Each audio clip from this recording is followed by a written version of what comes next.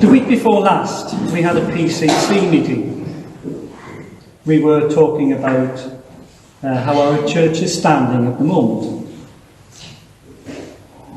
I raised a couple of points and I discovered two things. First of all, that I've neglected to do something that Helen had entrusted me with, which came as a bit of a shock.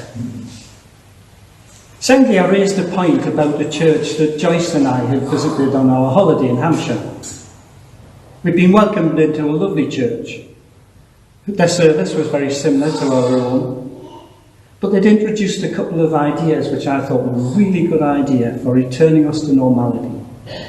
The changes were around seating and the Eucharist. It occurred to me on reflection that my raising the subject was a symptom of my desire to turn back the clock to a time BC, before COVID. I have a theory that we've all been traumatised by the pandemic, and we're faced with the prospect that our world is altered.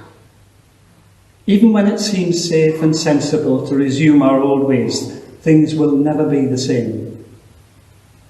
I remember when my father died very suddenly. I felt I had to be strong for my mum and handled all the details of the funeral and everything that followed. It was only about 3 months afterwards. I was struggling with a problem with a car, and I picked up the phone to call Dad. It was only then that it hit me. I believe we may collectively be suffering a similar delayed reaction to the changes in our lives. Many church communities have bravely carried on through the pandemic with online services, paper and electronic communications, trying to rally and support our church people, praying, encouraging and listening. All of that activity has acted as a distraction. We're now talking about returning to normal, going back to the world the way it was before we heard about R numbers and furlough, when people who don't wear face coverings are antisocial, before double and triple jabs. I think because of all this, we may need time to grieve and to recover. And so it was with the Gospel reading this morning. We're told in the passage from Mark that Jesus was teaching his disciples. He was preparing them for what was to come, of how their lives were going to be changed forever. We find them all in Capernaum. You may remember that the city of Capernaum was the centre of Jesus' preaching ministry. It was his primary residence for a great deal of it. It was in Capernaum that we see Jesus teaching in the local synagogue, where we found him healing and casting out demons. It was where Peter, James, Andrew, John and the tax collector Matthew were from. They had all been out preaching the good news, and now, after a successful journey, they were back home. They were all gathered together in Jesus' home and were starting to settle down and to get comfortable. It was a time to take stock of what had happened and prepare for the next mission. Jesus had once again told them that the Son of Man was to be betrayed and to be killed, but still the disciples didn't understand. And it was Jesus himself who opened the discussion by wanting to know what his disciples had been arguing about on their journey home. He, of course, had been at the front leading them, but behind he could hear that they were having a rather heated discussion. He wanted them to share it so that they could all talk about it together calmly and rationally, but suddenly everybody became mute.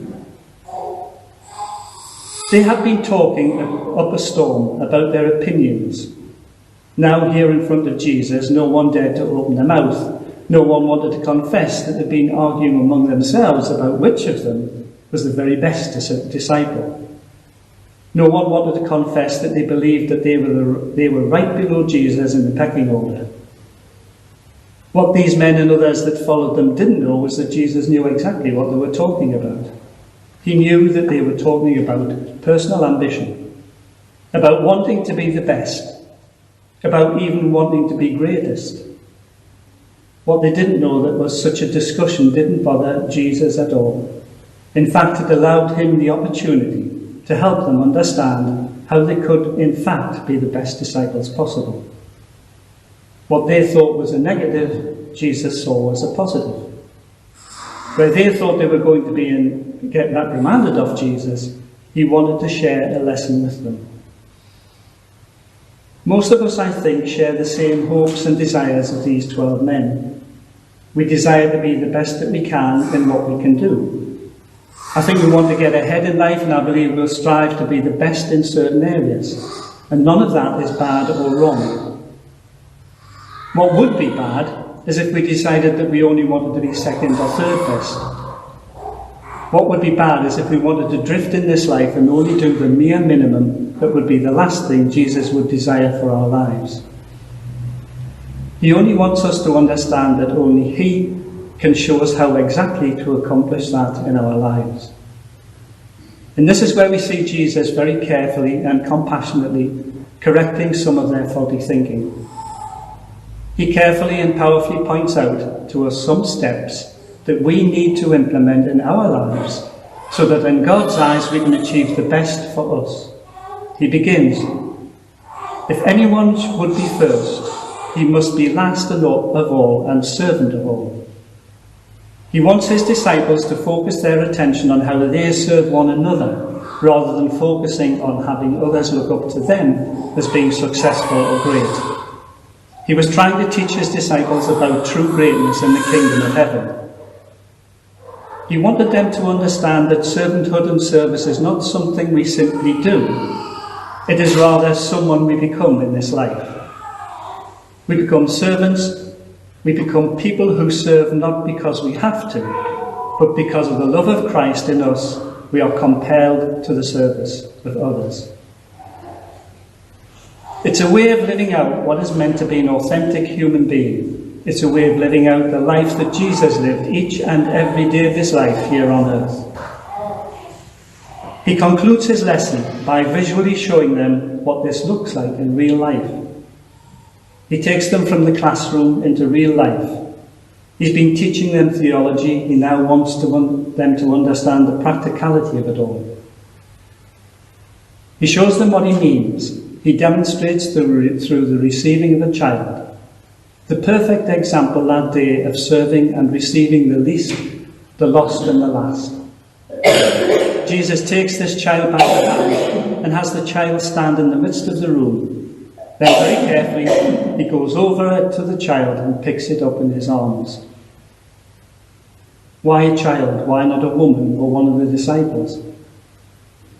In Jesus' day, children were considered to be the very lowest of the social positions. Even firstborn male children. Until they were of a certain age, it really didn't matter whether they were male or female. To most of ancient society, children were viewed no higher than a slave or a piece of property. For the most part, they had no intrinsic value or worth. Their father had sole authority over them and could pretty much do with them as he wished.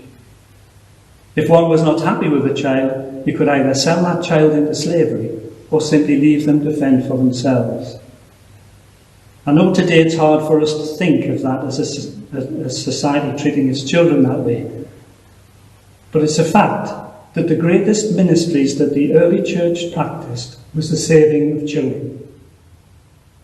Now, Jesus did not want us simply to focus on children alone. We mustn't misunderstand this passage if we do. Rather, he knew that if we can focus on the very least and the last of society, then we will naturally take care of everyone else. And all that Jesus here demands from us is both a hearing and a response. His words demand that we take a few moments to sit back and allow the Holy Spirit to help us reflect and examine our own lives and hearts. Amen.